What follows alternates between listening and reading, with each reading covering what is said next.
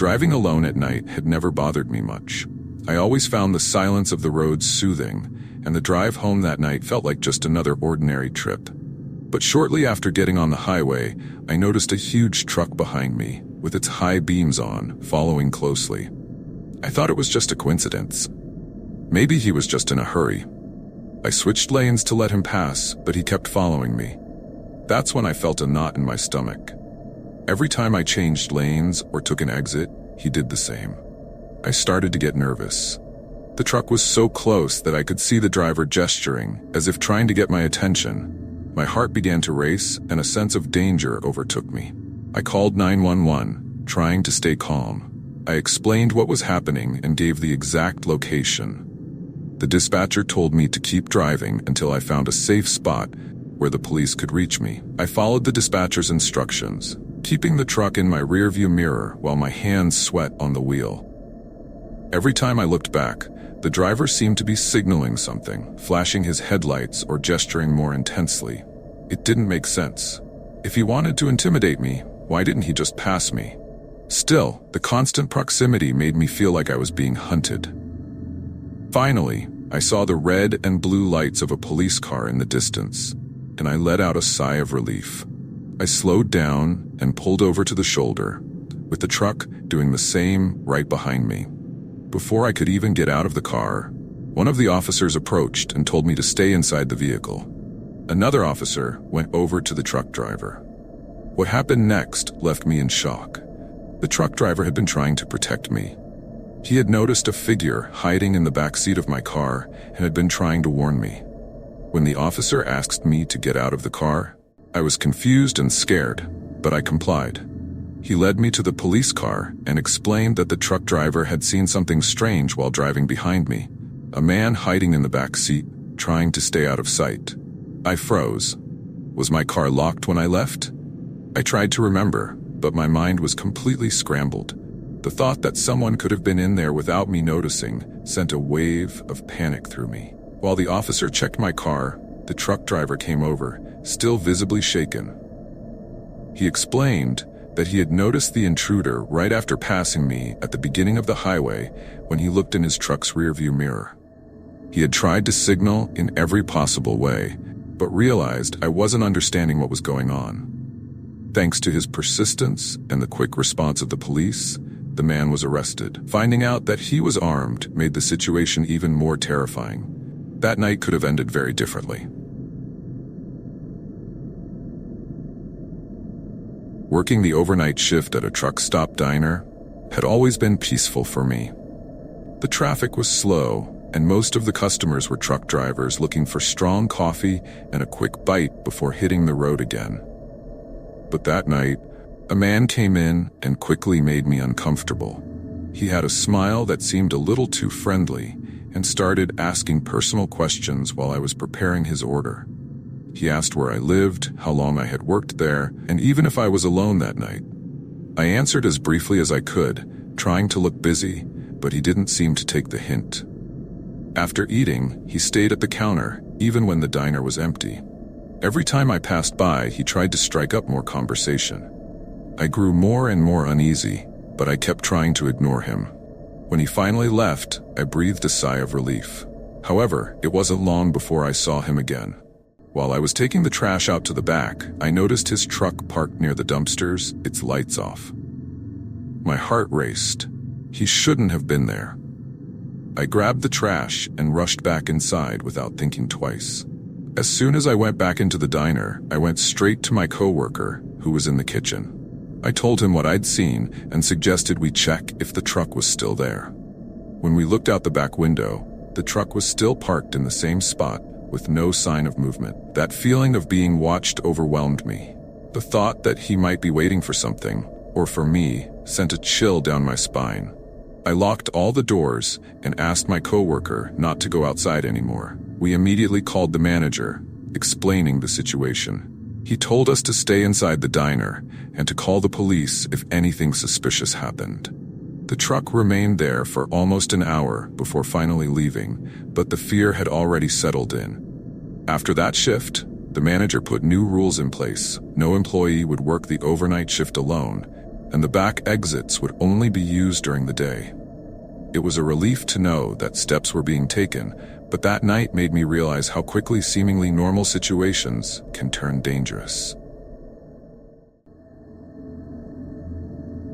Working as a warehouse manager has always been challenging, but it's something I enjoyed. Every day was busy, and coordinating pickup schedules with the drivers was part of the routine. One of the drivers, however, started making me feel uncomfortable. At first, it was seemingly harmless comments about my appearance, but soon they escalated to something more suggestive. I always tried to maintain professionalism, responding briefly and getting back to work, but he didn't seem to understand boundaries. One day, he came for a pickup, and even after the truck was loaded, he stayed waiting in the office. He asked if I was alone on that shift and tried to extend the conversation with personal questions. I stood my ground and asked him to stick to the job, but the next day I found a note on my desk. The words were explicit and invasive. At that moment, I realized the problem had escalated to something that couldn't be ignored. I reported everything to the company's HR department that same day, providing details and attaching the note as evidence. They were understanding and acted quickly, reaching out to the transportation company. Once the driver's supervisors were informed, they ensured he would no longer be assigned to our warehouse. A few days later, I received confirmation that he had been fired. The situation led to a full review of the harassment policies, both at my workplace and at the transportation company. Despite the initial discomfort, I was relieved that they took my report seriously and took action. Today, we have training and clear rules in place to prevent something like this from happening again.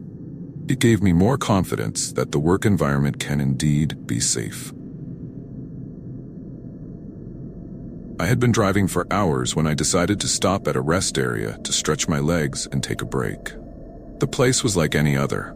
A small cafe, some vending machines, restrooms, and lots of trucks parked around.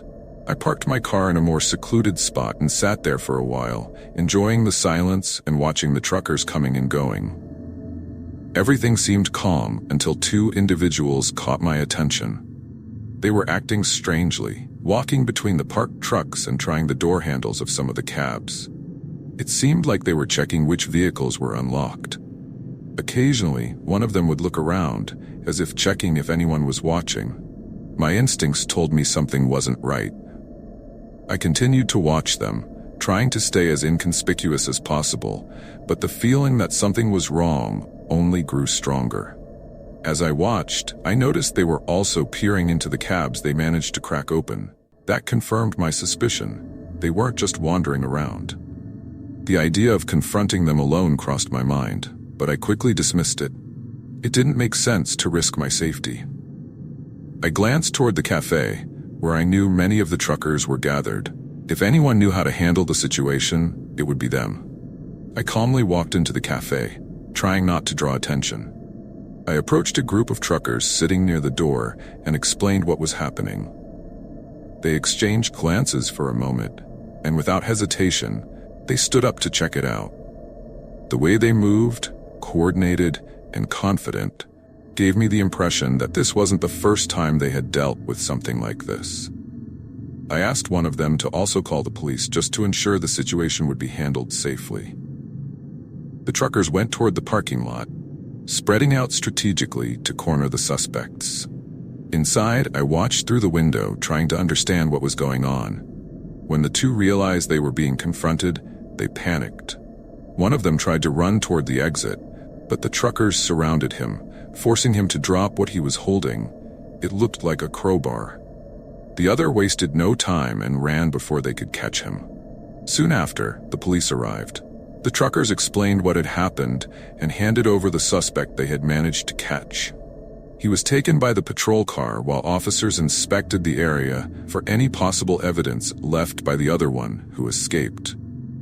I was impressed by the speed and efficiency of the truckers, who didn't hesitate to protect their property and fellow drivers. Without them, the situation could have ended very differently. After everything was over, a few truckers came over to thank me for alerting them. I confessed that I had hesitated before getting involved, but they insisted that my action had been crucial. They mentioned that situations like this happen frequently at rest stops and that driver safety is often neglected. It made me think about how many times we ignore small signs of danger, thinking it's not our problem. That day, I realized that even simple actions, like paying attention and alerting the right people, can make a difference. Despite being tired, I left that rest area with a sense of relief and purpose. What started as a routine break on the road turned into a powerful reminder that vigilance and collaboration can prevent much bigger problems.